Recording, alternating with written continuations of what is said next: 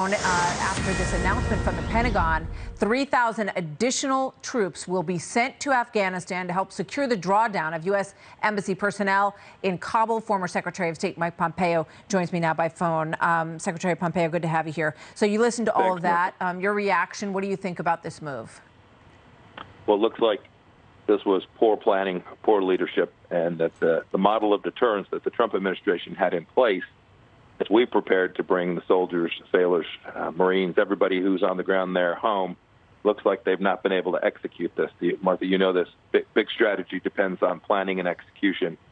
Looks like there's a bit of panic. I hope that they've got the right number of folks. They can get them there quickly. I hope that we can protect Americans in the way that the Trump administration had every intention of doing as we drew down our forces there. And how would you have done it differently? Well, I don't know exactly what they're doing, but we had conditions attached to how we were thinking about this withdrawal. I was part of those negotiations. I was also in the room when President Trump made very clear to Mullah Baradar, the senior Taliban negotiator, that if you threatened an American, if you scared an American, certainly if you hurt an American, that we would bring all American power to bear to make sure that we went to your village, to your house. We were very clear about the things we were prepared to do to protect American lives, and indeed, since we began those negotiations back in February of 2020, there wasn't a single American killed by the Taliban. We had established a deterrence model. I hope we haven't lost that for the Americans who are still on the ground there in Kabul. And then the last thing, Martha, we had begun the reduction of our operations in that embassy. I ordered a drawdown in the embassy in Kabul that took place. We were continuing to reduce our risk and our footprint there. I hope that they continue down that path. I hope that we are now in a place we can get our folks out of there in a way that is rational and consistent, not only with the need to get our Americans home, but making sure that this ungoverned space doesn't become another hotbed for Al-Qaeda or ISIS or some other radical Islamic terrorist group. I mean, they're talking about leaving 600 people there ultimately if this temporary removal of our remaining personnel works.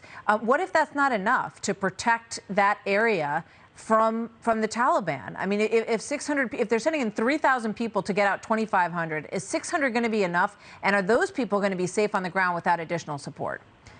Well, I'm pretty confident our military understands the mission set to protect the homeland from an attack emanating out of Afghanistan. And so the precise number of people on the ground is something we focus on. The threat also, it's not from the Taliban, right? It's from the fact that the Taliban will play footsie with terrorists like Al-Qaeda. There are fewer than 200 Al-Qaeda remaining inside of Afghanistan. That's the target set. It's to protect America, right? We're now, goodness, 4 weeks out from the 20th anniversary of an attack that came from that place. President Trump made very clear to me, State Department and our Department of Defense, that our mission set was clear. We wanted to make sure that we always had the conditions-based analysis that would protect America, at least reduce significantly the risk that there could be an attack from that place. Secretary Pompeo, thank you very much. Good to have you here today. Thank you, sir. Thank you, Martha. So long.